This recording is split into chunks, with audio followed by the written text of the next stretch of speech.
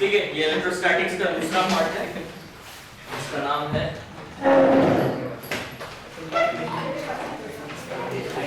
Gauss's law. Start करें। Gauss's law पता है क्या है? हाँ क्या क्या क्या? Close integral of E dot ds is equal to Q upon epsilon। क्या बात है, आज पूरी तैयारी के साथ आया आज। ओके, गॉसेस लॉ को क्यों यूज करते हैं? गॉसेस लॉ कोई नया लॉ है क्या? कहाँ से आया? कहाँ से आया? कूलम्ब्स लॉ का? कूलम्ब्स लॉ क्या क्या बोल रहा है? चलो देखो, सिंपल सी बात है, गॉसेस लॉ कोई नया लॉ ऑफ नेचर नहीं है, ठीक है। Coulomb's law is a law of nature, उसको डिस्कवर किया गया, उसको हम लोग एम्पिरिकली उसका डिराइव किया गया, but Gauss's law is not a new law, ठीक है। गॉसेस लॉ कूलम्ब्स लॉ का ही एक मैथमेटिकल फॉर्म है, ठीक है। गॉसेस लॉ को हम लोग कूलम्ब्स लॉ से डिराइव कर सकते हैं, जो हम लोग करेंगे, ठीक है। लेकिन गॉसेस लॉ का फायदा क्या है? जब कूलम्ब्स लॉ ऑलरेडी है मेरे पास, तो गॉसेस लॉ का फायदा क्या है? क्यों पढ़ा जाए उसको? सिमेट्रिकल सिचुएशन में कभी-कभी वो हम लोग को बहुत हेल्प कर देता है, ठीक है। तो इसका भी काम वही है, गॉसेस लॉ का भी काम है to find the electric field, ठीक है, to find the electric field due to a charge configuration. लेकिन फायदा क्या है कि सिमेट्रिकल कंडीशंस में इलेक्ट्रिक फील्ड निकालना बहुत आसान हो जाता है। तो बेसिकली सिमेट्रिकल कंडीशंस में गॉसेस लॉ में लाइफ थोड़ा इजी कर देता है। क्लियर है बात? ठीक है। लेकिन गॉसेस लॉ पढ़ने से पहले हम लोग को एक दो दूसरी चीज पढ़नी पड़ेगी, फिर हम लोग गॉसेस लॉ पढ़ सकते हैं, ठीक है। पहली चीज क्या है? पहली चीज हम लोग को जाननी पड़ेगी, जिसको हम लोग कहते हैं flux of electric field. Flux of electric field, ठीक है। तो फ्लक्स ऑफ इलेक्ट्रिक फील्ड जो हम लोग निकालते हैं, वो किसके थ्रू निकालते हैं? Through a surface, through a surface, ठीक है। मान लो एक सरफेस है मेरे पास, एक सरफेस है, उसके through electric field lines pass कर रहा है, ठीक है। एक सरफेस है जिसके through electric field lines pass कर रहा है, ठीक है। तो हम लोग फ्लक्स कैसे डिफाइन करते हैं? हम लोग flux of electric field define करते हैं is equal to E dot A। Flux of electric field हम लोग डिफाइन करते हैं E डॉट A, जहां E क्या है? E है इलेक्ट्रिक फील्ड और A है एरिया वेक्टर, ठीक है। समझो इस चीज को। मान लो ये एक सरफेस है, ठीक है, और इसमें इसके थ्रू इलेक्ट्रिक फील्ड लाइंस ऐसा पास कर रही है, इस सरफेस के through electric field lines pass कर रही है, ठीक है। तो इसके थ्रू हम लोग क्या डिफाइन कर सकते हैं? इस सरफेस के थ्रू हम लोग एक फ्लक्स डिफाइन कर सकते हैं, फ्लक्स ऑफ इलेक्ट्रिक फील्ड। और वो कैसे डिफाइन करते हैं? E dot A। अब A क्या है? A है एरिया वेक्टर, ठीक है। एरिया तो एक कैसी क्वांटिटी है? स्केलर क्वांटिटी है, लेकिन हम लोग डिफाइन करते हैं एरिया वेक्टर। तो ध्यान से सुनो, एरिया वेक्टर कैसे डिफाइन करते हैं? एरिया वेक्टर का जो मैग्नीट्यूड होगा that will be equal to the area. तो इस सरफेस की अगर बात कर रहे हैं तो एरिया वेक्टर का जो मैग्नीट्यूड होगा वो क्या होगा? Equal to the area of that surface, ठीक है। लेकिन डायरेक्शन क्या होगा? डायरेक्शन इसका होता है परपेंडिकुलर टू द सरफेस, ठीक है। तो मान लो ये पूरा सरफेस है, इसका एरिया है A, इसका जो एरिया वेक्टर होगा वो कैसा होगा? इसका एरिया वेक्टर जो होगा वो इस सरफेस के परपेंडिकुलर होगा। आ रही बात समझ में? इस सरफेस के परपेंडिकुलर होगा इसका एरिया वेक्टर। आई बात समझ में? ठीक है। तो इस सरफेस का एरिया वेक्टर और इस फील्ड के डायरेक्शन में एक एंगल हो सकता है, ठीक है। अगर वो एंगल E थीटा है, ठीक है, तो एरिया वेक्टर कैसे डिफाइन करेंगे हम लोग?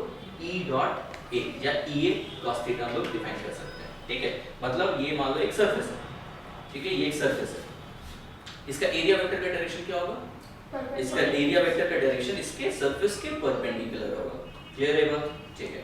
मान लो कि फील्ड का डायरेक्शन है ऐसा, फील्ड का डायरेक्शन है ऐसा, और इस एरिया वेक्टर को थोड़ा सा ऐसा चेंज, इस एरिया को थोड़ा सा रोटेट कर देते हैं, तो एरिया वेक्टर का डायरेक्शन कैसा होगा? ये होगा एरिया वेक्टर का डायरेक्शन इसके परपेंडिकुलर, ये है फील्ड का डायरेक्शन, दोनों के बीच में कुछ एंगल बन रहा है कि नहीं बन रहा है? बन रहा है, ठीक है। तो क्या करेंगे हम लोग? हमारा जो flux of electric field through this surface वो कैसे डिफाइन होगा? E डॉट A से डिफाइन होगा। क्लियर है?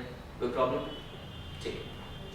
अब मान लो कि मेरे पास जो सरफेस है वो एक प्लेन सरफेस नहीं है, ठीक है। या ऐसा भी हो सकता है कि सरफेस के अलग अलग पॉइंट पे इलेक्ट्रिक फील्ड का वैल्यू भी अलग अलग है। आ रही बात समझ में? क्या समझ में आया? एसी नहीं चल रहा है ये तो समझ में आया, ठीक है। मान लो कि अब मेरा सरफेस जो है वो कुछ ऐसा है, ऐसा और ऐसा, ये पूरा मेरा सरफेस है। अब इस पूरे सरफेस के लिए हम एक यूनिक एरिया वेक्टर डिफाइन कर सकते हैं क्या? नहीं कर सकते हैं, क्योंकि ये पार्ट ऑफ द सरफेस के लिए एरिया वेक्टर ये होगा, ये पार्ट ऑफ द सरफेस के लिए एरिया वेक्टर ये होगा, ठीक है। तो अब इस मान लो कि फील्ड का डायरेक्शन ऐसा है, थ्रू आउट फील्ड का डायरेक्शन ऐसा है, तो अब इस एरिया के लिए हम लोग फ्लक्स कैसे निकालेंगे? ठीक है, तो एरिया को क्या करना पड़ेगा? छोटे छोटे पार्ट्स में ब्रेक करना पड़ेगा। यानी एक ये पार्ट में इसको ब्रेक कर सकते हैं एरिया को, और दूसरा इस पार्ट में ब्रेक कर सकते हैं एरिया को।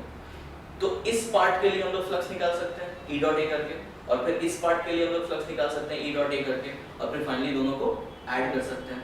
आ रही बात समझ में? यानी अगर सरफेस मेरे पास एक प्लेन सरफेस नहीं है तो हम क्या कर सकते हैं?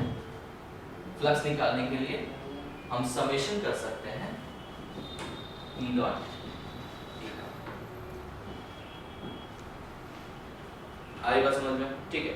अब ऐसा भी हो सकता है कि जो फ्लक्स, जो एरिया वेक्टर है, ठीक है, वो हम लोग, मेरा सरफेस जो होगा हो सकता है मान लो कि ऐसा हो जाए, मान लो कर्व सरफेस हो जाए, मान लो ऐसा कर्व सरफेस, ठीक है। अब किसी भी पॉइंट पे हम लोग एरिया वेक्टर लेंगे, किसी भी पॉइंट पे, तो एरिया वेक्टर का डायरेक्शन कैसा होगा? डिफरेंट होगा, हर पॉइंट पे परपेंडिकुलर होगा, ठीक है, अगर ऐसा कर्व सरफेस है। या ऐसा भी हो सकता है कि प्लेन सरफेस है, लेकिन यहाँ पे इलेक्ट्रिक फील्ड का वैल्यू अलग, यहाँ पे इलेक्ट्रिक फील्ड का वैल्यू अलग, यहाँ पे इलेक्ट्रिक फील्ड का वैल्यू अलग। तो उस केस में क्या करना पड़ेगा हम लोग को? उसको हम लोग को इनफाइनाइटेसिमली स्मॉल एरिया वेक्टर्स में ब्रेक करना पड़ेगा।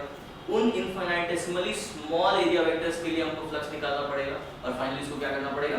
इंटीग्रेट करना पड़ेगा, ठीक है। यानी कि अगर वैसा सिचुएशन हुआ तो फ्लक्स हम लोग कैसे डिफाइन करेंगे? The integral of E dot, generally इसको ds से डिनोट करते हैं, ठीक है। ds क्या हो गया तुम्हारा? एरिया वेक्टर हो गया, उस छोटे से सरफेस का एरिया वेक्टर। क्लियर है चीज? तो फ्लक्स हम लोग इस तरीके से डिफाइन करते हैं, flux is equal to integral of E dot ds। आई बात समझ में? ठीक है। तो यहां से हम लोग स्टार्ट करेंगे, जब जो भी होगा हम लोग फ्लक्स क्या कैलकुलेट करना यहां से स्टार्ट करेंगे, ठीक है। लेकिन मान लो अगर मेरे को E यूनिफॉर्म मिल गया, ठीक है, मान लो कि अगर मेरे को E यूनिफॉर्म मिल गया, तो अगर E यूनिफॉर्म है तो क्या होगा? ये बाहर आ जाएगा, तो फिर ये क्या बन जाएगा? अगर E यूनिफॉर्म है तो सिंपली ये क्या बन जाएगा? E dot A if electric field is uniform। आई बात समझ में? E बाहर आ गया, इंटीग्रल ऑफ ds हो गया, इंटीग्रल ऑफ ds हमको एरिया वेक्टर दे देगा, तो ये क्या बन जाएगा? E dot A if electric field is uniform।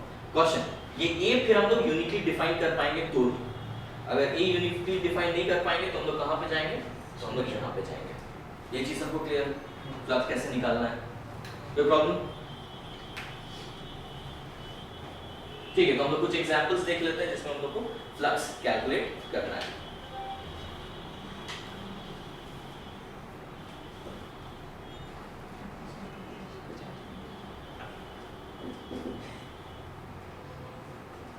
ठीक है, मान लो कि यूनिफॉर्म इलेक्ट्रिक फील्ड है, मान लो यूनिफॉर्म इलेक्ट्रिक फील्ड है, और इस सरफेस का एरिया है 1, ठीक है, और इन दोनों के बीच का जो एंगल है वो है 0 डिग्री। तो फ्लक्स क्या हो जाएगा? फ्लक्स हो जाएगा सिंपली E into A, ठीक है। इसको हम थोड़ा बेटर डायग्राम से दिखाने की कोशिश करते हैं।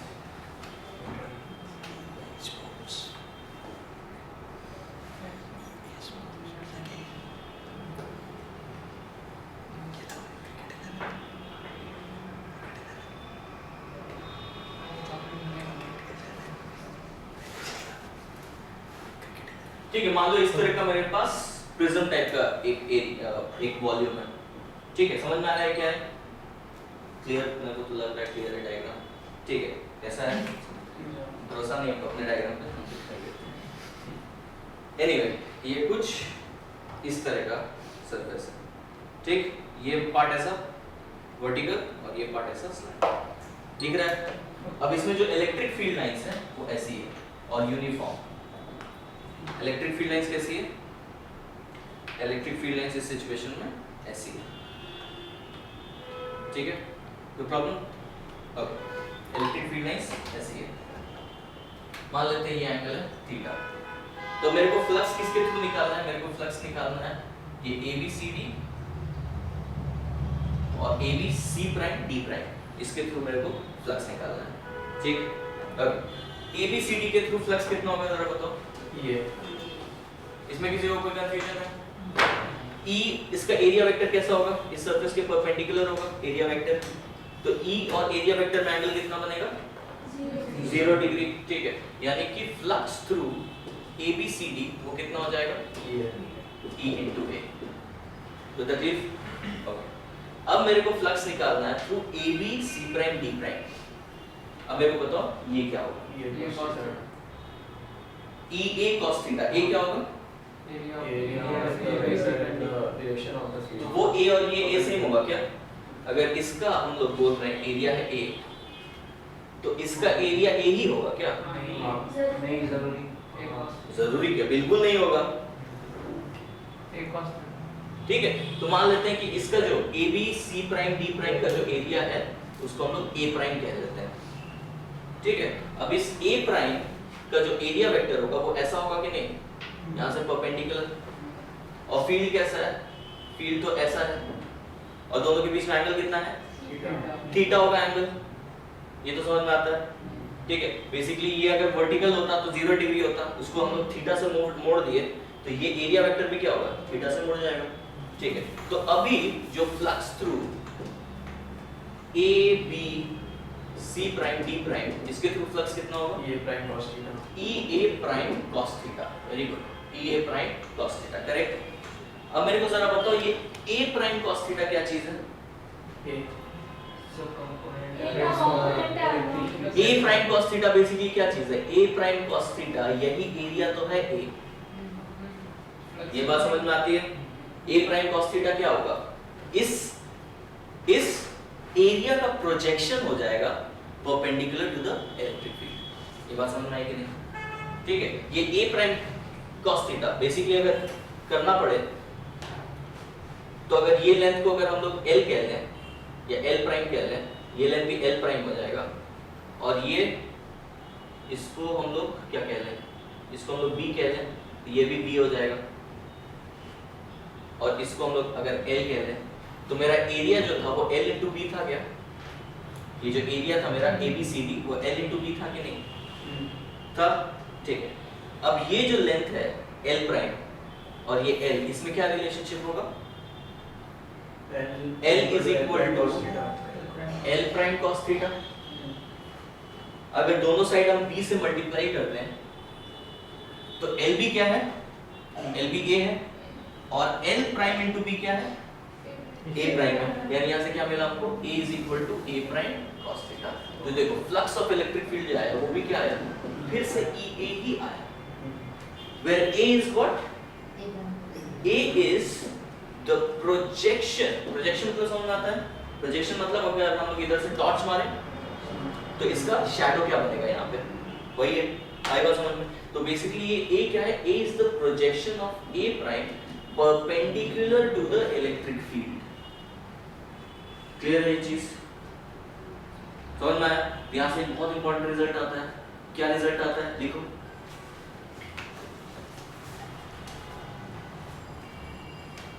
if electric field is uniform, if electric field is uniform, if electric field is uniform, if electric field is uniform, then the flux through a surface, then the flux through a surface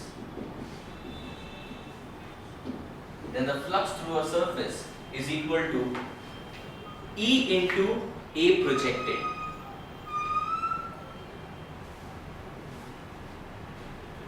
Flux is equal to E into A projected।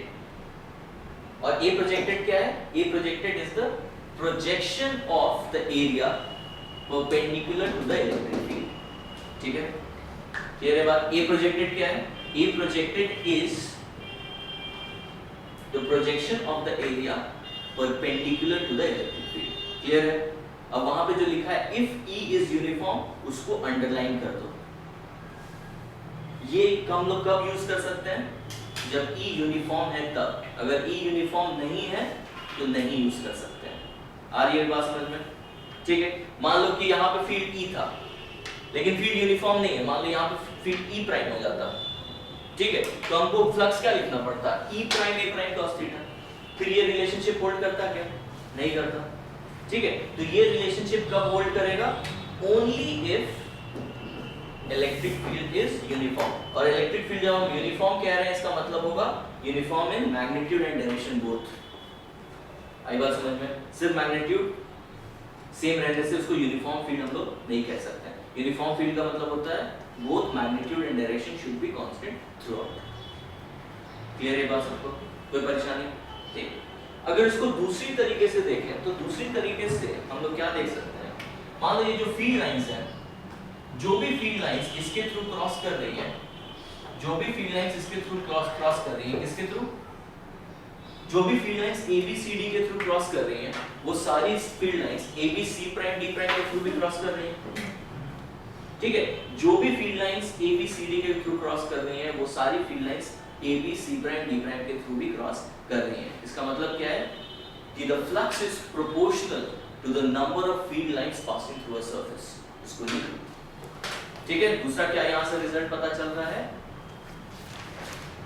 The flux through a surface is proportional. The flux through a surface is proportional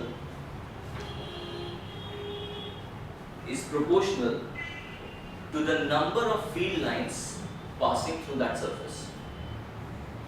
Is proportional to the number of field lines passing through that surface.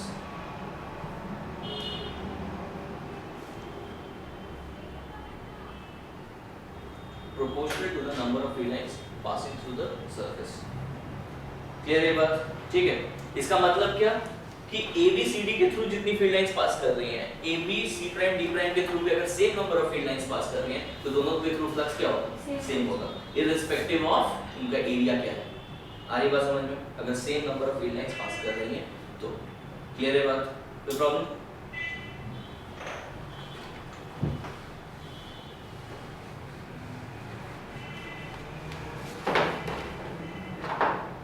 ठीक है, मान लो मेरे पास एक ऐसा surface है,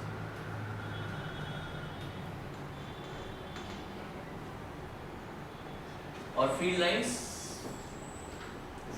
ऐसा है और यूनिफॉर्म है। ठीक है, तो मेरे को क्या निकालना है? मेरे को निकालना है field through the irregular surface. Field through the irregular surface मेरे को निकालना है। ठीक है, कैसे निकालेंगे field through the irregular surface? Same number of field lines जाएगी, तो जो भी फील्ड लाइंस इसके थ्रू पास कर रही है, वो सारी फील्ड लाइंस इसके थ्रू भी पास करेगी कि नहीं करेगी? करेगी। ठीक है, तो फ्लक्स सिंपली क्या हो जाएगा? फ्लक्स हो जाएगा E into pi r square। Clear है? बेसिकली ये क्या है? दिस इज, या ये जो pi r square है, that is the projection of this area perpendicular to the electric field, है कि नहीं है? ठीक है, मान लो कि ऐसा एक सरफेस बनाते हैं। ठीक है, अब ये इधर एकदम इरेगुलर है, ठीक है, लेकिन अगर इधर से टॉर्च मारेंगे तो इधर हमको क्या दिखेगा? ये अगर पेरिफेरी इसका एक सर्कुलर है, ठीक है, इधर सरफेस कुछ भी हो, आड़ा टेढ़ा टुकड़ा कैसा भी सरफेस हो, लेकिन अगर इधर से टॉर्च मारेंगे तो इधर जो शैडो बनेगा वो क्या बनेगा? एक सर्कल ही तो बनेगा। तो basically this circle is the projection of this irregular surface perpendicular to the electric field. तो फ्लक्स क्या हो जाएगा? E into pi r square, given that E is uniform। E uniform है, नहीं होगा तो ये चीज नहीं कर सकते हैं। क्लियर? कोई तकलीफ?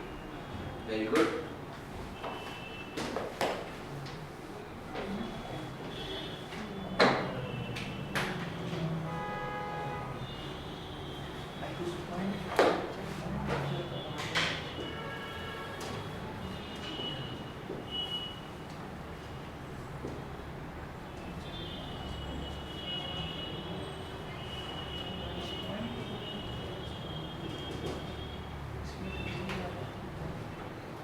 अब देखो, मान लो कि मेरे पास एक सिलिंड्रिकल सरफेस है, ठीक है, जिसका रेडियस r है और लेंथ l है, और फील्ड इज यूनिफॉर्म और डायरेक्शन को दिख रहा है, ठीक है।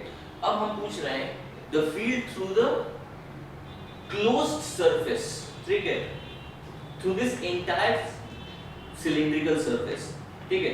फील्ड किसके थ्रू पूछ रहे हैं? Through the entire cylindrical surface. आ रही बात समझ में? Field through the entire cylindrical surface, ठीक है। तो इस सिलेंडर के पास कितने सरफेस हैं? एक तीन सरफेस है, एक ये सरफेस है, एक ये सरफेस है, और एक कौन सा सरफेस है?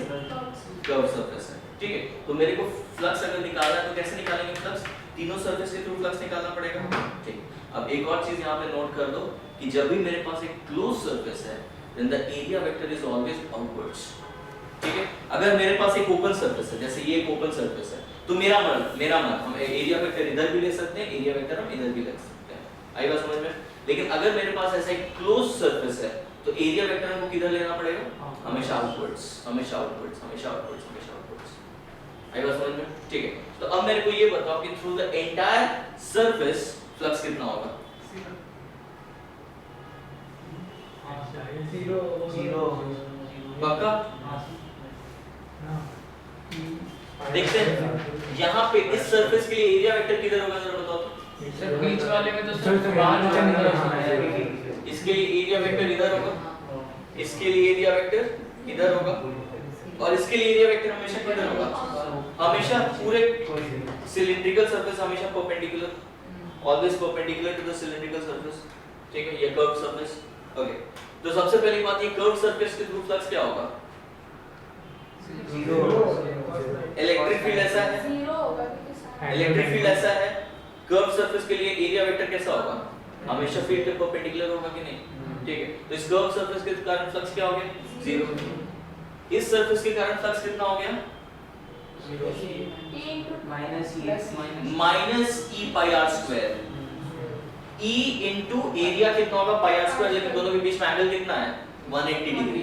तो cos 180 डिग्री कितना देगा मेरे को? तो मेरे को फ्लक्स जो मिलेगा वो मिलेगा minus E into pi are square, और इस सरफेस के थ्रू फ्लक्स क्या मिलेगा? E pi R plus E into pi are square. Net flux क्या आ गया? जीरो, ठीक है। यानी कि ये मेरे को एक और रिजल्ट देता है। कौन सा रिजल्ट देता है? लिखो, if the field is uniform, if the field is uniform, the flux through a closed surface is zero, ठीक है। Again, if the field is uniform, उसको अंडरलाइन कर दो, स्टार मार्क कर दो, जो करना है कर दो। If the field is uniform, the flux through a closed surface is zero, ठीक है। ये सरफेस या कोई भी सरफेस, कोई रेगुलर सरफेस या कोई इरेगुलर सरफेस के लिए भी ट्रू होगा। इरेगुलर के लिए भी ट्रू होगा। क्यों इरेगुलर के लिए भी ट्रू होगा? मान लो कि ऐसा इरेगुलर सरफेस है, जितनी फील्ड लाइंस इसके थ्रू जाएंगी उतनी फील्ड लाइंस निकलेंगी भी तो। आ रही बात समझ में? अगर फील्ड यूनिफॉर्म है तो जितनी फील्ड लाइंस इस सरफेस के थ्रू पेनिट्रेट कर रही है उतनी ही फील्ड लाइंस उसके थ्रू बाहर भी निकलेगी। आ रही बात समझ में? ठीक है। अब यहाँ पे जो पॉइंट है, मान लो यहाँ तक, यहाँ से यहाँ तक की बात करें तो इसका एरिया वेक्टर किधर होगा? बाहर की तरफ होगा। तो ये जो भी फ्लक्स मिलेगा आपको यहाँ तक, वो क्या मिलेगा? नेगेटिव। यहाँ से यहाँ तक की अगर बात करें तो जो भी एरिया वेक्टर होगा किधर होगा? बाहर की तरफ। इधर जो फ्लक्स मिलेगा वो क्या मिलेगा? पॉजिटिव। और मेरे को पता है कि जितना फील्ड लाइंस इस सरफेस के थ्रू जा रही है उतने फील्ड लाइंस तो इस सरफेस के थ्रू भी जा रही है ना, तो दोनों का फ्लक्स का मैग्नीट्यूड जो होगा वो क्या होगा? सेम होगा। तो दोनों एक दूसरे को कैंसिल कर देगा कि नहीं कर देगा? ठीक है। यानी एक क्लोज सरफेस के थ्रू अगर यूनिफॉर्म फील्ड है तो जितनी फील्ड लाइंस घुसेगी उतनी फील्ड लाइंस निकलेगी, तो नेट फ्लक्स क्या हो जाएगा? जीरो। क्लियर है बात? ये भी एक बहुत इंपॉर्टेंट रिजल्ट है। ये सारी बात किसके लिए की गई है? यूनिफॉर्म फील्ड, ठीक है। नॉन यूनिफॉर्म फील्ड आएगा तो ये चीज मत अप्लाई करना। क्लियर? कोई प्रॉब्लम? इसको बेटा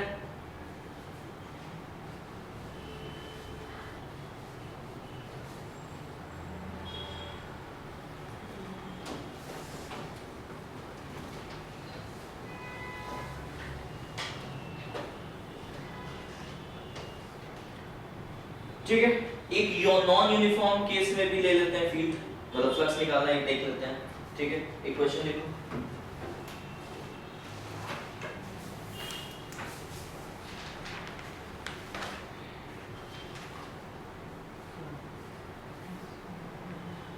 E is equal to E naught x by L into I cap। ऐसा फील्ड एग्जिस्ट कर रहा है स्पेस में, E naught x by L into I cap।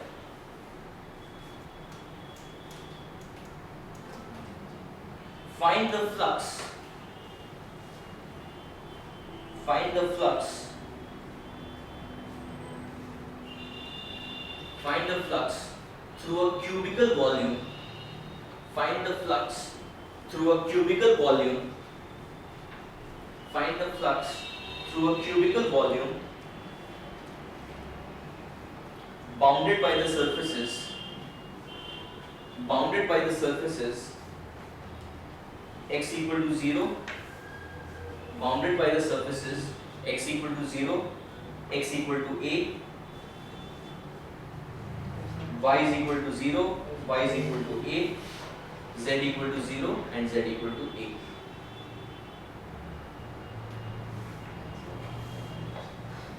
Clear है क्वेश्चन? ठीक है, ट्राई करो।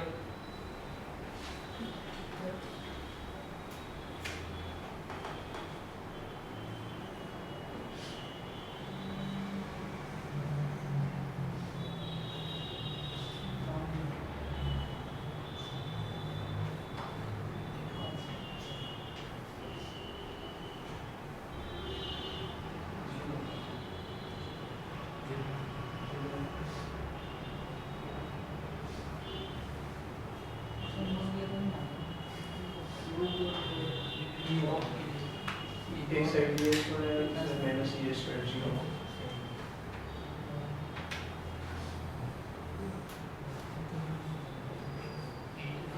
फील्ड यूनिफॉर्म है तब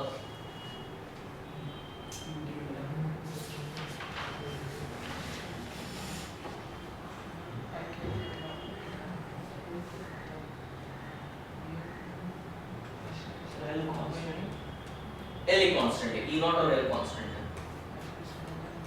x is the x coordinate.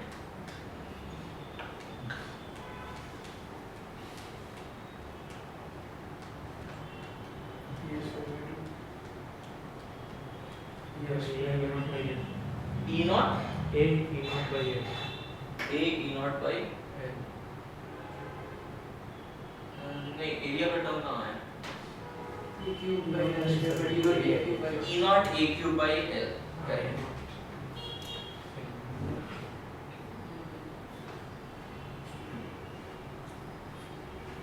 देखो ये डायग्राम समझ में आ गया, क्यूब भी समझ में आया कौन सा क्यूब है, ठीक है। ये सरफेस होगा x इक्वल टू 0, सॉरी कौन सा सरफेस होगा, ये सरफेस होगा कौन सा, z इक्वल टू 0, ये होगा z इक्वल टू a। ये वाला जो सरफेस होगा वो होगा x इक्वल टू 0, ये वाला सरफेस होगा x इक्वल टू a, ये होगा y इज इक्वल टू 0, पीछे वाला होगा y is equal to a, ठीक है। तो ये क्यूब जैसे बना ही समझ में आ रहा है, कोई प्रॉब्लम इसमें? ठीक। तो सबसे पहले हम लोग को यहाँ पे कितने सरफेस हम लोग को दिख रहे हैं? 6 सरफेस। तो सारे 6 सरफेस के कारण हमको फ्लक्स निकालना पड़ेगा, ठीक है। सबसे पहले आसान वाला लेते हैं, मान लो ये वाला सरफेस, इसके थ्रू फ्लक्स क्या होगा? नाम दे देते हैं A B C D E F G H। हम बात कर रहे हैं सरफेस ABCD। क्यों 0? बिल्कुल सही बात, ठीक है। इसका जो एरिया वेक्टर होगा वो इसके परपेंडिकुलर होगा, यानी अलोंग नेगेटिव y एक्सिस होगा, ठीक है। ये क्या है? ये एक्जेक्ट प्लेन में, तो इसका जो एरिया वेक्टर होगा वो किधर होगा? Along y axis, negative y axis, ठीक है। और फील्ड किस डायरेक्शन में? x एक्सिस, तो परपेंडिकुलर हो गया कि नहीं हो गया? तो फ्लक्स 0, ठीक है। या ऐसे भी देख सकते हो, ये जो फील्ड लाइंस होगी वो कैसे होगी? मान लो कि ये क्यूब है, ये जो फील्ड लाइंस है वो कैसे जा रही है? ऐसे जा रही है, तो इस सरफेस को तो ग्रेस करके जा रही है, इस सरफेस के थ्रू पेनिट्रेट कहां कर रही है? Field line. तो जब फील्ड लाइन ग्रेस करके जा रही है तो घुसेगी उस सरफेस के थ्रू, तो कोई फ्लक्स नहीं होगा। क्लियर है बात? यानी कि ABCD के थ्रू फ्लक्स 0। सिमिलरली हम लोग बोल सकते हैं EFGH के थ्रू भी फ्लक्स 0, सिमिलरली बोल सकते हैं EFB के थ्रू भी फ्लक्स 0, और हम लोग बोल सकते हैं HD CG के थ्रू भी फ्लक्स जीरो, करेक्ट, ठीक है। तो फ्लक्स होगा किसके थ्रू? फ्लक्स EA HD के थ्रू हो सकता है और BF GC के थ्रू हो सकता है, ठीक है। ओके, चलो हम लोग बात करते हैं EA HD की। EA HD कहाँ पे, किस x कोऑर्डिनेट पे? x इक्वल टू 0 पे। तो इस पूरे सरफेस के लिए फील्ड कितना होगा? ये क्या दिया हुआ तो zero. Field as a function of x दिया है ना, तो ये पूरा जो EHDA सरफेस है वो किस पे है? x इक्वल टू 0 पे है। तो फील्ड यहाँ पे क्या होगा? 0। तो सरफेस के थ्रू कोई फ्लक्स होगा? नहीं होगा, ठीक है। अब हम लोग बात करते हैं FBCG के थ्रू, ठीक है। यहाँ पर फील्ड क्या होगा? इस पूरे सरफेस के लिए x कोऑर्डिनेट कांस्टेंट है क्या? पूरे सरफेस के लिए x कोऑर्डिनेट कांस्टेंट है, ठीक है। तो यहाँ पे फील्ड कितना हो जाएगा? यहाँ पे फील्ड हो जाएगा E not A square, sorry E not A by L I cap, और फील्ड का डायरेक्शन क्या है? Along x axis. और एरिया वेक्टर का डायरेक्शन किधर होगा? Along x axis. एंगल कितना बन गया? 0 डिग्री, ठीक है। तो देखो ये पूरे सरफेस के लिए फील्ड यूनिफॉर्म हो गया, इसलिए हम लोग directly E dot A use कर सकते हैं, है कि नहीं? पूरे सरफेस के लिए E यूनिफॉर्म हो गया, क्लियर ये बात, ठीक है। तो यहाँ पे कितना हो जाएगा? फ्लक्स हो जाएगा E not A by L, और एरिया हो गया A स्क्वायर, और दोनों के बीच में एंगल कितना है? 0 डिग्री, क्लियर है।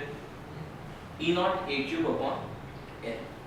The number of field lines through EA, HD और BF GC का तो सेम है ना? नहीं, फील्ड लाइन सेम तब होता है जब फील्ड यूनिफॉर्म होता, लेकिन फील्ड यूनिफॉर्म नहीं है ना, यहाँ तो फील्ड ही नहीं है।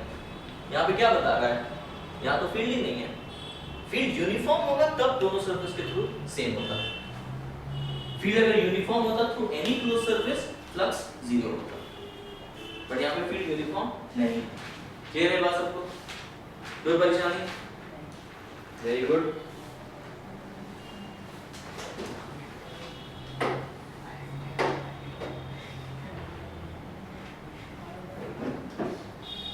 ओके बेटा, इसको अभी भी हम लोग गॉस लॉ पढ़ने के लायक नहीं बने हैं। गॉस लॉ पढ़ने के लायक बनने के लिए हम लोग को एक चीज और समझनी पड़ेगी, जिसको हम लोग कहते हैं सॉलिड एंगल, ठीक है। इस चीज को अच्छे से समझो, थोड़ा सा टेढ़ा कॉन्सेप्ट है लेकिन ध्यान दोगे तो समझ में आ जाएगा। सॉलिड एंगल क्या होता है? कोई idea? D omega d omega by dr।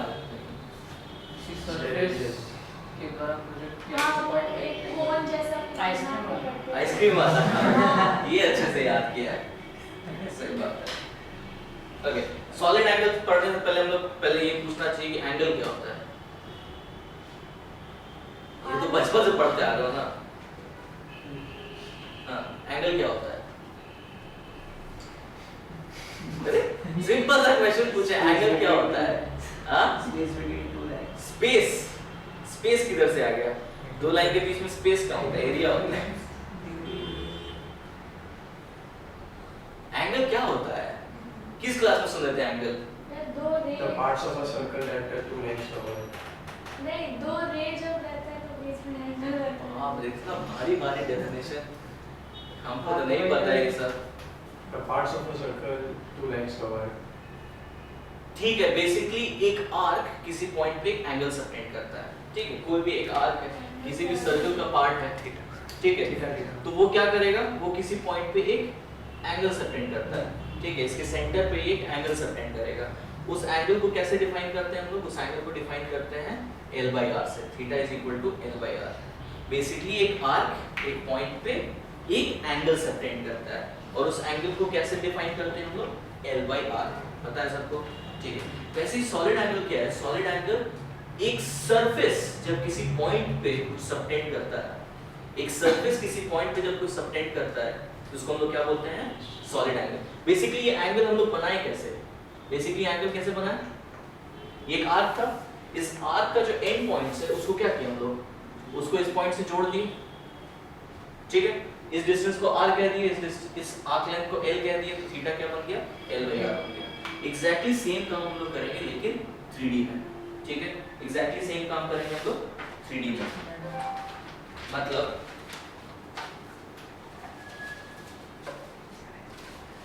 छाल मुड़ी खाने के लिए नहीं बना रहे हैं। और पतला कुछ मिल जाता बेटर होता।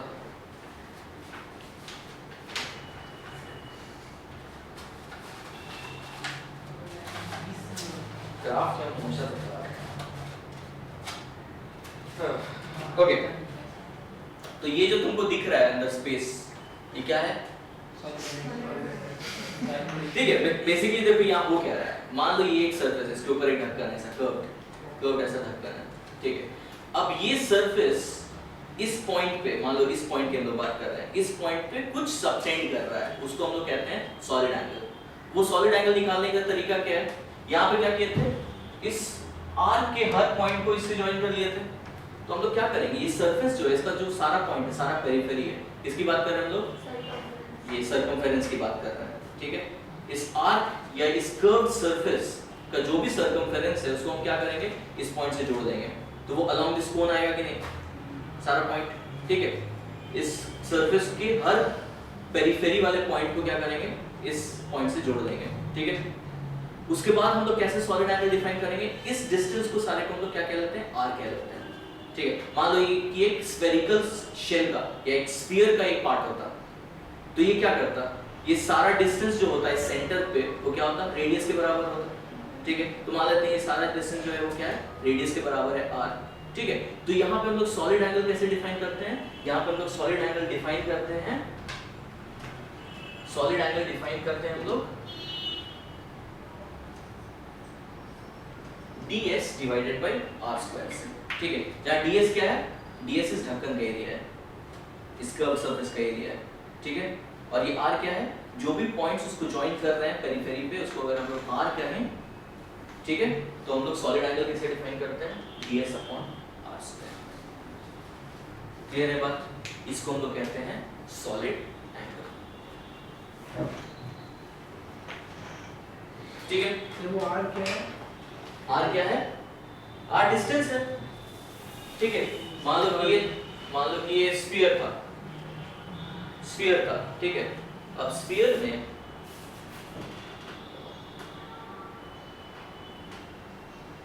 मान लो ये पार्ट हम काट के निकाल दिए, स्फीयर में ये पार्ट हम काट के निकाल दिए, तो मेरा जो सरफेस है वो ये सरफेस है, ठीक है। अब सॉलिड एंगल के लिए हमको क्या करना पड़ेगा, इसके पेरिफेरी पे जो भी पॉइंट्स है सबको कहां से ज्वाइन करना पड़ेगा, इस पॉइंट से, जहां पे आपको सॉलिड एंगल चाहिए, ठीक है। जिसके सारे पॉइंट्स को तुम यहां से जोड़ो,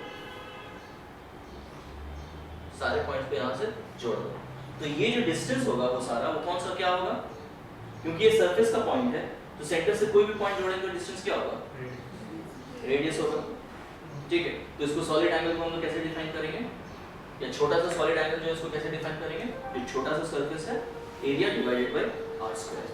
क्लियर है बात सबको, ठीक है। तो अगर हमको कोई सरफेस है, लेकिन वो सरफेस कैसा है, इरेगुलर सरफेस है, तो उस इरेगुलर सरफेस के लिए अगर हमको किसी पॉइंट पे सॉलिड एंगल निकालना पड़ेगा, तो हमको क्या करना पड़ेगा, वो सारे छोटे-छोटे सरफेस में उसको ब्रेक करना पड़ेगा, वो हर जो छोटा सरफेस उसके अप्रॉक्स, उसके सेंटर पे जो सॉलिड एंगल सबटेंड कर रहा है वो निकालना पड़ेगा, और फिर उसको क्या करना पड़ेगा, इंटीग्रेट करना पड़ेगा। आ रही बात समझ में? तो टोटल सॉलिड एंगल निकालने के लिए हमको क्या करना पड़ेगा, उसको इंटीग्रेट करना पड़ेगा ds by r स्क्वायर। आई बात समझ में?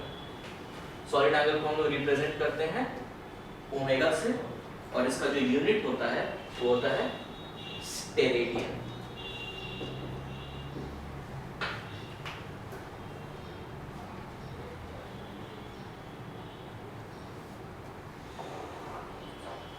सर्कल के लिए और स्क्वायर के लिए सॉलिड एंगल अलग अलग होगा।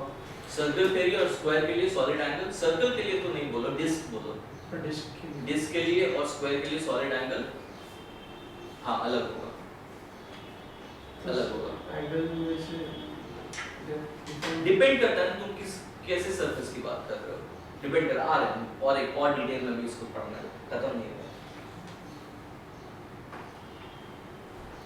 क्लियर है सबको?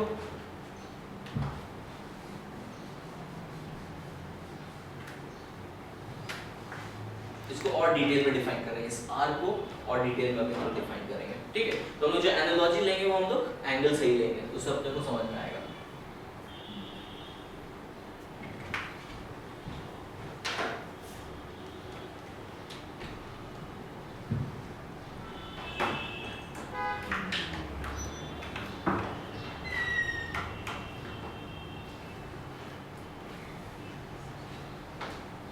मान लो ये L बहुत छोटा है, ठीक है, मान लो ये L बहुत छोटा है, ठीक है, तो जो आर्क लेंथ है अप्रोक्सीमेटली उसको ये सीधा वाला लेंथ मान सकते हैं, ठीक है, अज्यूम करें L बहुत छोटा है, ठीक है, तो ये जो एंगल होगा मान लेते हैं इसको अल्फा अगर कह लें, तो ये जो डिस्टेंस है और ये जो डिस्टेंस है और ये जो डिस्टेंस है अप्रोक्सीमेटली सेम होगा कि नहीं, क्योंकि L बहुत छोटा है, ठीक है, ओके, तो यहाँ पे थीटा या जो भी अल्फा हम लोग लिए हैं वो अल्फा कितना होगा, वो अल्फा L/R लिख सकते हैं कि नहीं लिख सकते हैं, लिख सकते हैं, मान लो इसको L प्राइम कहते हैं और ये जो डिस्टेंस है इसको R प्राइम कह देते हैं। तो अब ये जो L यहाँ पे एंगल सबटेंड कर रहा है और ये जो L प्राइम यहाँ पे एंगल सबटेंड कर रहा है वो सेम है कि अलग है, सेम ही है, यही तो एंगल है, करेक्ट, ठीक है, तो इसको हम लोग क्या कहेंगे, L prime upon R prime भी लिख सकते हैं, करेक्ट, इसको थीटा कहते हैं, अल्फा दूसरा एंगल को कहेंगे, इसको थीटा कहते हैं, ठीक है। अब क्या करिए, मान लो कि हम लोग इस L डबल प्राइम को टेढ़ा कर दिए, इस L डबल प्राइम को हम लोग टेढ़ा कर दिए। अब मेरे को ये बताओ, ये L डबल प्राइम जो है वो यहाँ पे सेम एंगल सबटेंड कर रहा है जो L प्राइम और L कर रहा है या डिफरेंट एंगल सबटेंड कर रहा है, सेम एंगल सबटेंड कर रहा है, लेकिन क्या इसको L double prime upon R double prime कह सकते हैं क्या, सोच के बोलो, L double prime upon R double prime कह सकते हैं क्या, नहीं कह सकते हैं, ठीक है, हमको क्या करना पड़ेगा, हमको इसका प्रोजेक्शन लेना पड़ेगा, इस L डबल प्राइम का हमको इसके परपेंडिकुलर प्रोजेक्शन लेना पड़ेगा और फिर उसको हम कह सकते हैं कि वो this distance divided by R double prime, उसको हम लोग कह सकते हैं equal to the angle subtended. आ रही बात समझ में, ठीक है, तो मान लो कि ये जो डायरेक्शन है और ये जो डायरेक्शन है इसके बीच में एंगल अल्फा है, तो ये जो लेंथ है वो कितना हो जाएगा, अगर ये अल्फा है तो ये भी अल्फा होगा, तो ये कितना हो जाएगा L double prime cos alpha divided by R double prime. आ रही बात समझ में, इस तरीके से हम लोग एंगल डिफाइन करते हैं, आगे ना कौन सा वापस समझना है सर, वो छोटा वाला L के बाद से L प्राइम, तो ये तो सेम एंगल सबटेंड कर रहा है ना, ये तो समझ में आता है ना, अरे ये एंगल चेंज हुआ क्या, प्रोट्रैक्टर लेगा तो एंगल चेंज होगा क्या, नहीं होगा ना, तो ये हो या ये हो, ये भी तो सेम एंगल सबटेंड कर रहा है, ये भी तो सेम एंगल सबटेंड कर रहा है, कैसे मतलब क्या है, प्रोट्रैक्टर ले ये एंगल ले, इसके एंड से और इसके एंड से इसको जॉइन किए, अब प्रोट्रैक्टर ले ये एंगल निकाल, सेम होगा डिफरेंट होगा, सेम होगा ना, तो L प्राइम और L double prime same angle subtend कर रहा है कि नहीं कर रहा है, कर रहा है, ठीक है, लेकिन एंगल हम लोग कैसे डिफाइन करते हैं, आर्क लेंथ को हम लोग अप्रोक्सीमेटली परपेंडिकुलर लेंथ के बराबर मान ले रहे हैं, ठीक है, लेकिन ये जो लेंथ है और ये जो लेंथ है वो तो सेम नहीं है ना, तो हमको क्या करना पड़ेगा, ये अगर लेंथ L डबल प्राइम है तो हमको ये वाला लेंथ चाहिए और ये वाला लेंथ क्या होगा, इसका प्रोजेक्शन होगा इधर, और वो कितना होगा L double prime cos alpha divided by R double prime. Clear है बात, इस तरीके से हम लोग एंगल डिफाइन करते हैं, ठीक है, तो सॉलिड एंगल भी हम लोग कैसे डिफाइन करते हैं, इसी तरीके से डिफाइन करते हैं। तो अगर सॉलिड एंगल के लिए अगर हम लोग बनाएं तो हम लोग क्या लेंगे, एक सरफेस लेंगे, और कैसा सरफेस लेंगे, बहुत छोटा सरफेस लेंगे,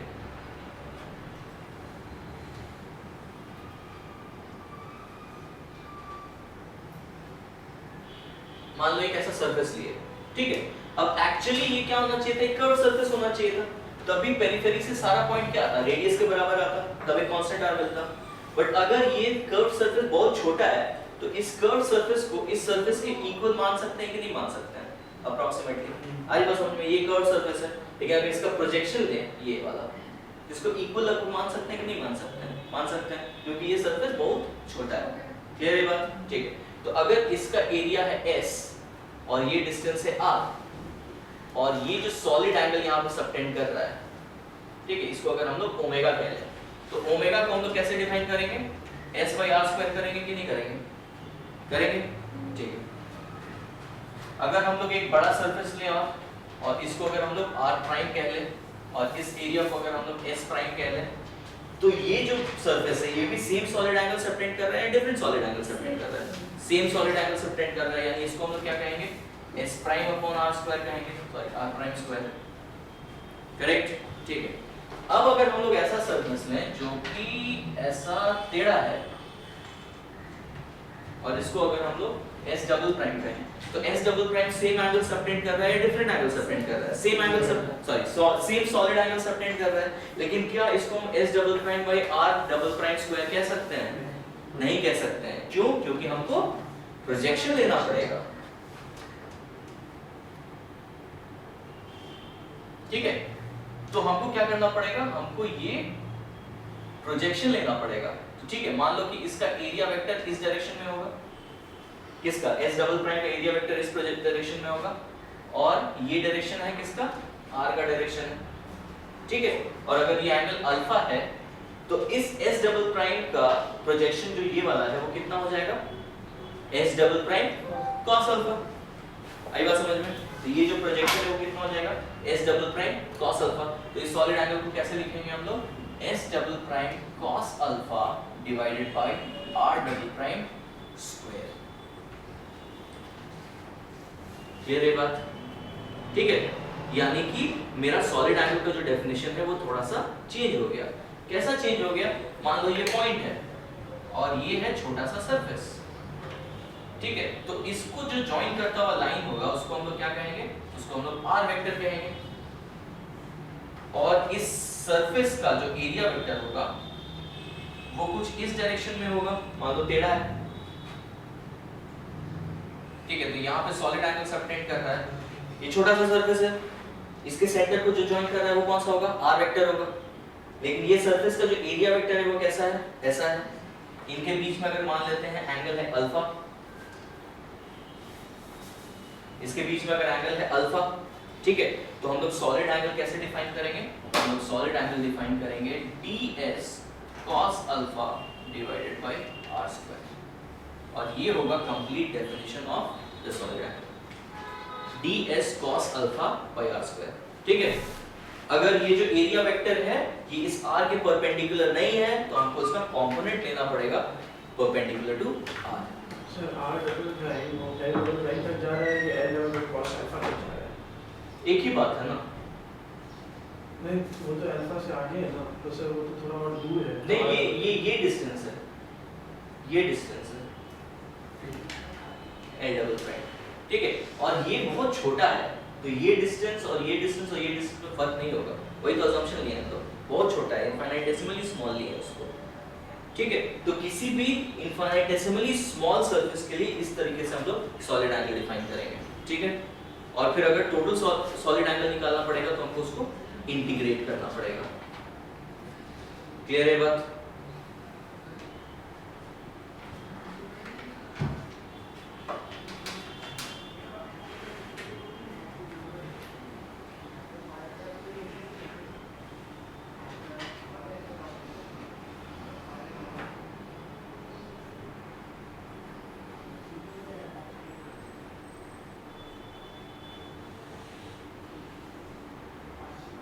ठीक है,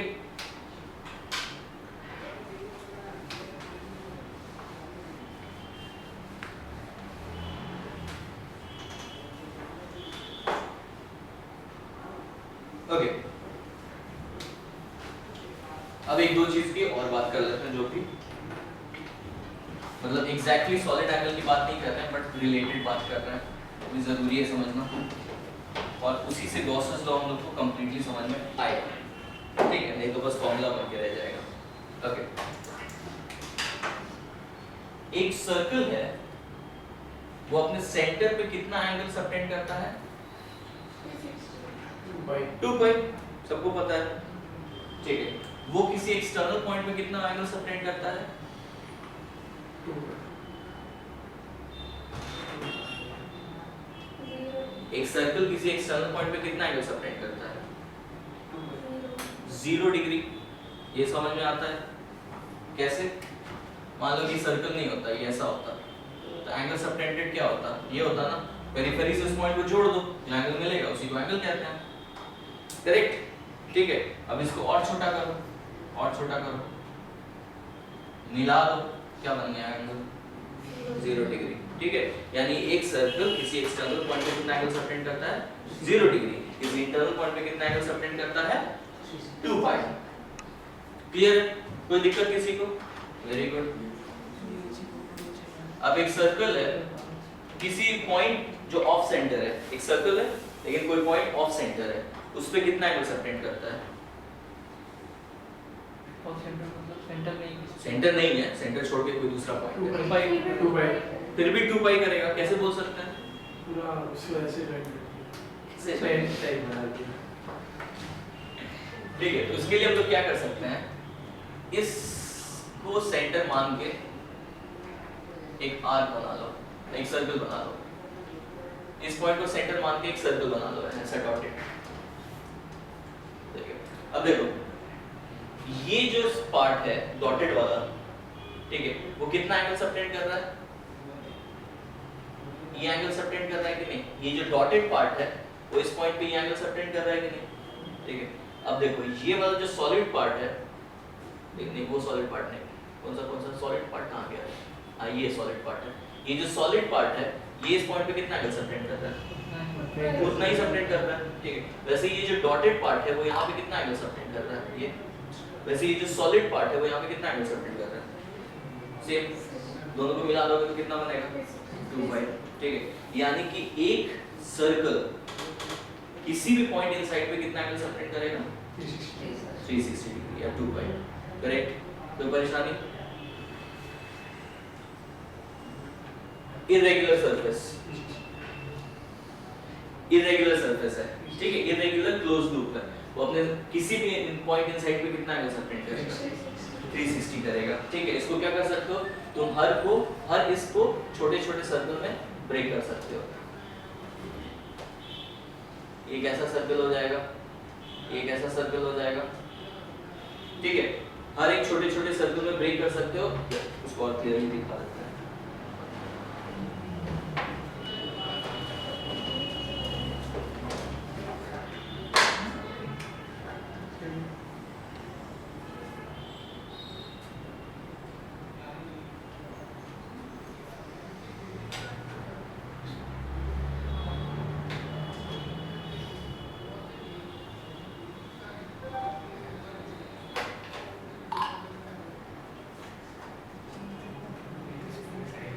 ठीक है, इस तरह के तुम इसको कई सर्कल्स में जो अप्रोक्सीमेटली इसको फिट करते होंगे वो सारे में ब्रेक कर सकते हो। ठीक है, तो अब ये वाला जो पार्ट है डॉटेड पार्ट और ये जो सॉलिड पार्ट है वो सेम एंगल सबटेंड करेगा। वैसे ही ये वाला जो डॉटेड पार्ट है और ये वाला जो सॉलिड पार्ट है ये भी सेम एंगल सबटेंड करेगा। वैसे ही सबको जोड़ते जाओगे तो फाइनली तुमको कितना एंगल मिलेगा? 2 पाई। ठीक है, ओके, अब इतना इसमें ज्योमेट्री में जाने की जरूरत नहीं है, बट याद रखने वाली क्या बात है, any close loop subtends an angle 2 pi at an internal point and 0 at an external point. ठीक है, इसको लिख लो, any closed loop subtends an angle 2 pi at an internal point and 0 at an external point. Clear? इसमें किसी को कोई confusion?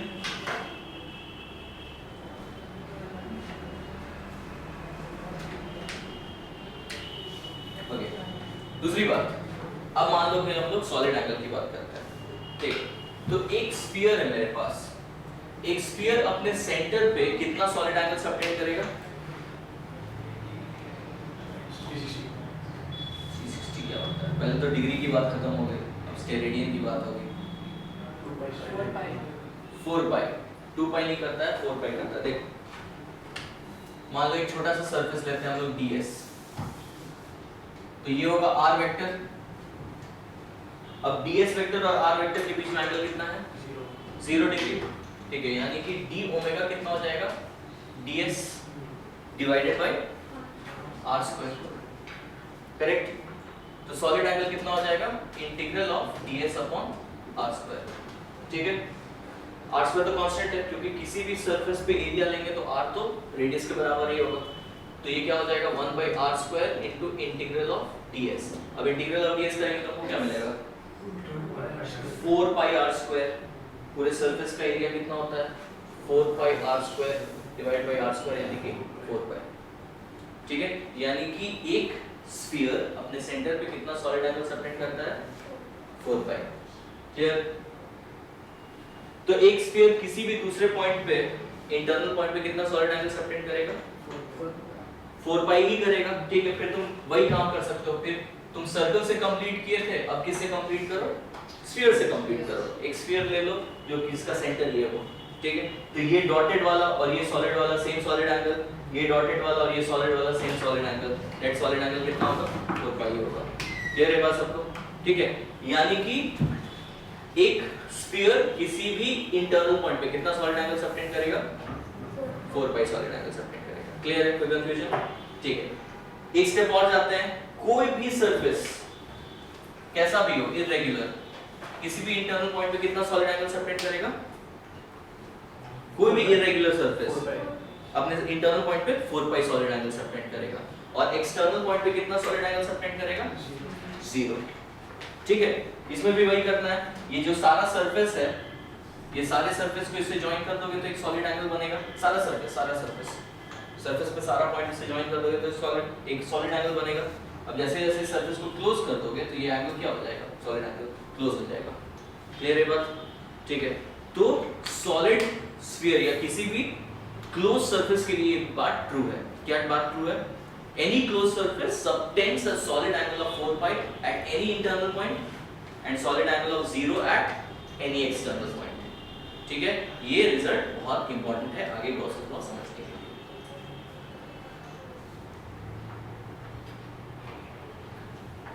Clear है,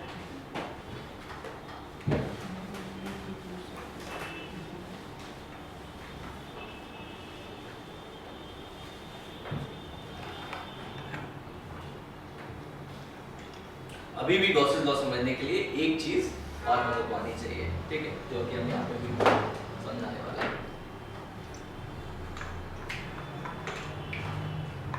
इसके बाद हम लोग फिर गॉसेस लॉ डिफाइन कर सकते हैं। मान लो ये मेरे पास एक पॉइंट चार्ज है, ठीक है, एक पॉइंट चार्ज। अब यहाँ पे कोई सरफेस है ds, यहाँ पे कोई सरफेस है ds, छोटा सा सरफेस है और ये डिस्टेंस है r, ठीक है। ओके, तो हमको क्या करना है, हमको इसके थ्रू फ्लक्स निकालना है, फ्लक्स, ठीक है। किस सरफेस के थ्रू, इस सरफेस के थ्रू फ्लक्स निकालना है, ठीक है। फॉर फ्लक्स इसको हम लोग क्या कहें, हाँ ds ही कह लेते हैं सर। इस सरफेस के थ्रू फ्लक्स निकालना है, ठीक है। इस सरफेस के थ्रू फ्लक्स कितना होगा बताओ, ये जो सरफेस है ds इसके थ्रू फ्लक्स कितना होगा, यहाँ पे फील्ड कितना होगा kq/r², ठीक है। ये सरफेस इतना छोटा है कि फील्ड मान सकते हैं यूनिफॉर्म है इस छोटे से सरफेस के लिए। तो इस पॉइंट चार्ज के कारण यहाँ फील्ड कितना होगा kq/r² और डायरेक्शन क्या होगा, वही होगा, ठीक है। तो इनटू कितना हो जाएगा, इनटू एरिया, यानी कि kq इनटू ds/r², करेक्ट। कोई परेशानी,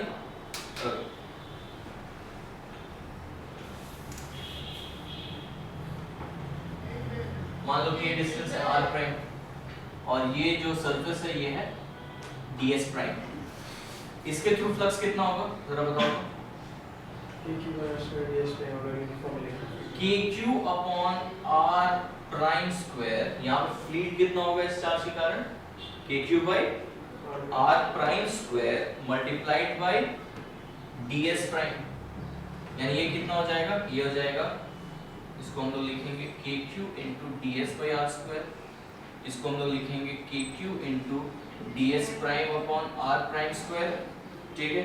अब एक सरफेस लेते हैं जो कि ऐसा टेढ़ा है, मान लो ये एंगल को हम लोग कह लेते हैं अल्फा और इसको हम कह लेते हैं ds डबल प्राइम, ठीक है। तो अब जो फ्लक्स हो जाएगा थ्रू ds डबल प्राइम वो कितना होगा, kq upon r double prime square multiplied by, हमको क्या करना पड़ेगा, इसका प्रोजेक्शन लेना पड़ेगा, यानी ds prime cos alpha, ds prime cos alpha, ds double prime cos alpha. तो इसको भी हम लोग कैसे लिख सकते हैं, kq multiplied bye ds prime double prime cos alpha divided by r double prime square. कुछ सिमिलैरिटी दिख रही है क्या, देखो तो कुछ सिमिलैरिटी दिख रही है क्या, क्या kq सेम है तो सॉलिड एंगल, हाँ सॉलिड एंगल, क्या सॉलिड एंगल है, ds/r², ये क्या है सॉलिड एंगल, ये क्या है सॉलिड एंगल, ये क्या है सॉलिड एंगल। तीनों सेम है कि अलग है? सेम। ये तीनों सरफेस जो सॉलिड एंगल सबटेंड कर रहा है वो क्या है सेम। आई बात समझ में? यानी हम लोग ऐसा कह सकते हैं कि इसके थ्रू फ्लक्स, इसके थ्रू फ्लक्स और इसके थ्रू फ्लक्स, तीनों के थ्रू फ्लक्स सेम। करेक्ट? आ रही बात समझ में? अब तुम बोलोगे वो तो होना ही था कि same number of field lines तीनों सरफेस के थ्रू पास करेगी। क्या ये रीजन है?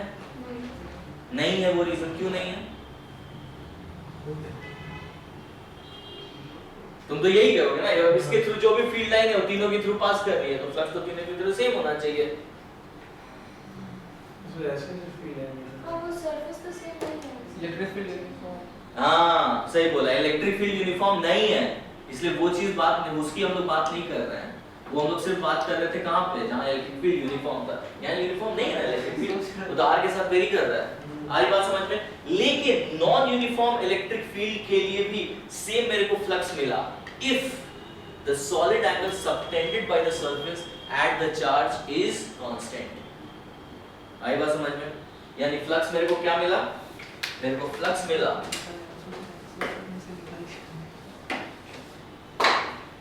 मेरे को फ्लक्स क्या मिला? मेरे को फ्लक्स मिला KQ multiplied by the solid angle. आ रही बात समझ में? और ये सॉलिड एंगल क्या है? Solid angle subtended by the surface at the charge. आ रही बात समझ में? ठीक है, यानी कि ये सरफेस के थ्रू जो फ्लक्स होगा वो कितना होगा? KQ multiplied by the solid angle subtended by this surface on that charge. जिस चार्ज के कारण हम लोग फ्लक्स निकाल रहे हैं उसके थ्रू फ्लक्स कितना होगा? KQ multiplied bye solid angle. ये सॉलिड एंगल कौन सा है?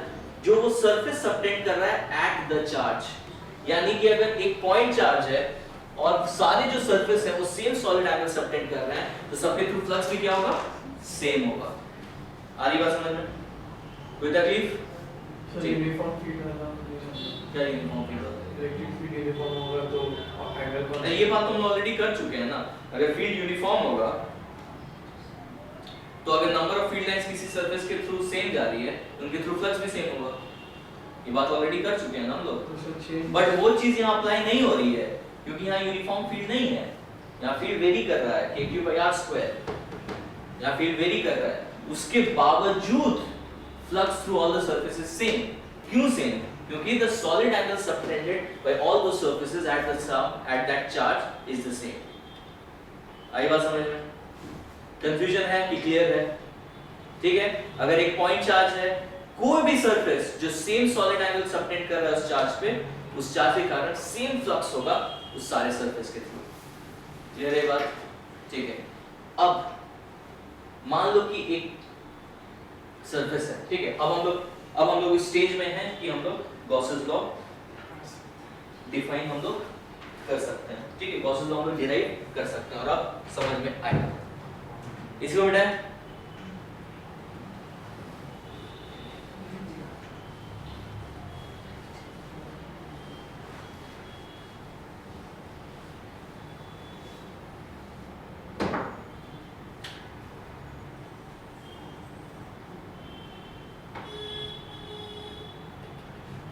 मान लो मेरे पास एक क्लोज सरफेस है, ठीक है, मेरे पास एक क्लोज सरफेस है और इसके अंदर एक हम चार्ज रखे हैं Q, बाहर में भी एक चार्ज रखे हैं उसको Q प्राइम कह लेते हैं। ठीक, अब हम यहाँ पे एक छोटा सा एरिया लेते हैं जिसको हम लोग कहते हैं DS। ठीक है, इस सरफेस पे एक छोटा सा एरिया है DS। ठीक, अब यहाँ से जो पॉइंट ज्वाइन करेगा इसको हम कहते हैं R। ठीक है, और इनके बीच में जो एंगल है उसको हम कहते हैं अल्फा। ठीक है, पॉइंट इनसाइड द सरफेस, एक सरफेस पे पॉइंट एरिया लिए, ठीक है, ये इसका एरिया वेक्टर है, ये जो पोजीशन वेक्टर इसको r कह रहे हैं और दोनों के बीच में जो एंगल है उसको अल्फा कह रहे हैं। ठीक है, ये एक चार्ज है Q प्राइम।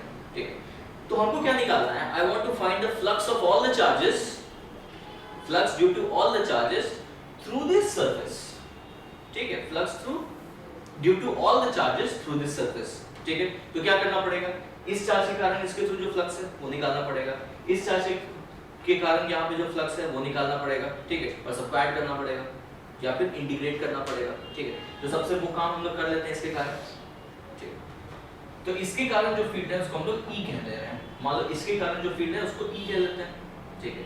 तो यहाँ पे जो फ्लक्स होगा वो कितना होगा, यहाँ पे जो फ्लक्स होगा वो होगा ई डॉट डी एस, करेक्ट। और इसके कारण मान लो फील्ड यहाँ पे उसको हम लोग कह लेते हैं ई प्राइम, ठीक है, इसको हम लोग कह लेते हैं E prime dot D S,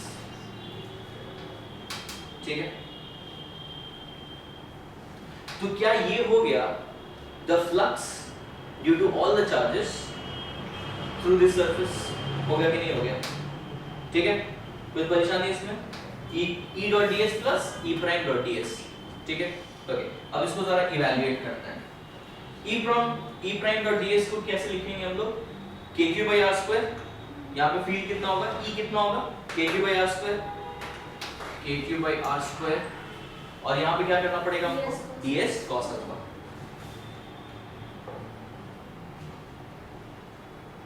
plus इसके लिए भी सेम काम करना पड़ेगा, ठीक है। इसके लिए क्या करना पड़ेगा, k q prime upon r prime square into d s into some cos alpha prime, correct, ठीक है। अगर हम लोग इसको ऐसे लिखें तो कोई तकलीफ है, k q into d s cos alpha divided by r square, और हम लोग इसको लिख सकते हैं k q prime upon r prime, sorry ये आर प्राइम का स्क्वायर होगा, और इसको हम लिखते हैं d s cos alpha prime divided by r prime का स्क्वायर, ठीक है, ओके। अब मेरे को ये बताओ कि ये जो चीज है वो क्या है, सॉलिड एंगल। कौन सा सॉलिड एंगल, कौन सा solid angle, area point subtended by this surface on this internal charge. और ये क्या चीज है, the solid angle subtended by this surface on external charge, ठीक है। अब हम लोग इसका क्या करेंगे, अब हम लोग इसका क्लोज्ड इंटीग्रल करेंगे, ठीक है। हम लोग क्या कर रहे हैं, हम लोग कर रहे हैं closed integral of E dot D S plus E prime dot D S, वही किया ना, मतलब इस चीज का हम लोग को क्लोज्ड इंटीग्रल कर रहे हैं। क्लोज्ड इंटीग्रल मतलब इंटीग्रेट करना पड़ेगा अलोंग द एंटायर सरफेस, ठीक है।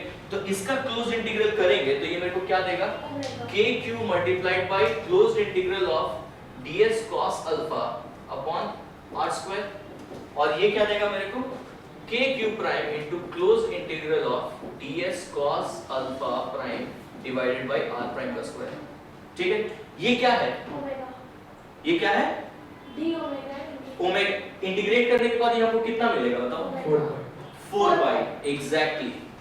ये जो पूरा सरफेस है ये इंटरनल पॉइंट पे कितना सॉलिड एंगल सबटेंड करेगा, 4 पाई। तो ये मेरे को कितना मिलेगा, के क्यू मल्टीप्लाइड बाय 4 पाई। आई बात समझ में। और मेरे को बताओ ये कितना मिलेगा, 0, ठीक है।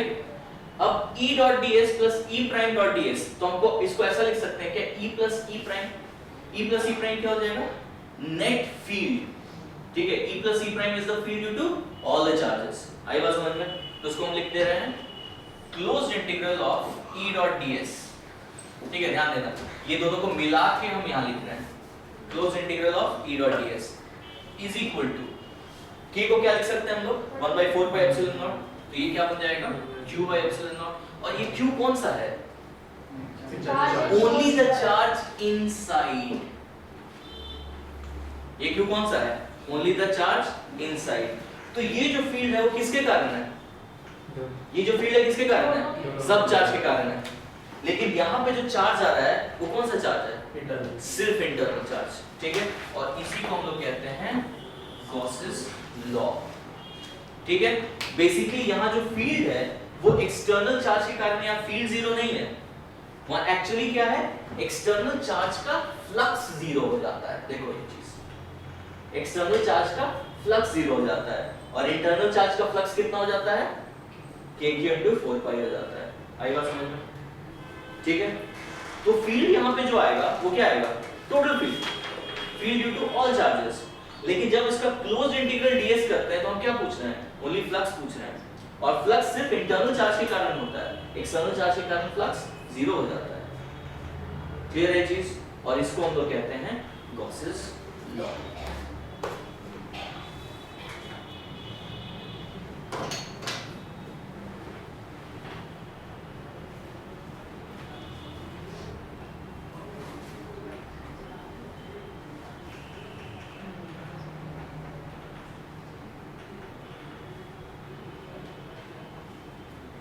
क्लियर है सबको? ठीक है, तो आज हम लोग यहीं पे एंड करते हैं। नेक्स्ट ट्यूसडे हम इसको कंटिन्यू करेंगे। ठीक है, घर जाके इसको रिवाइज करना। बहुत सारा नया कॉन्सेप्ट है, बता रहे हैं, बहुत सारा नया कॉन्सेप्ट है। रिवाइज नहीं करोगे भूल जाओगे सारा कॉन्सेप्ट। ठीक है, ओके। दूसरी बात, हाँ सैटरडे को क्लास है। सैटरडे को हम लोग कब मिलेंगे? हम लोग मिलेंगे, हम नहीं मिलेंगे, तुम लोग पहले आओगे।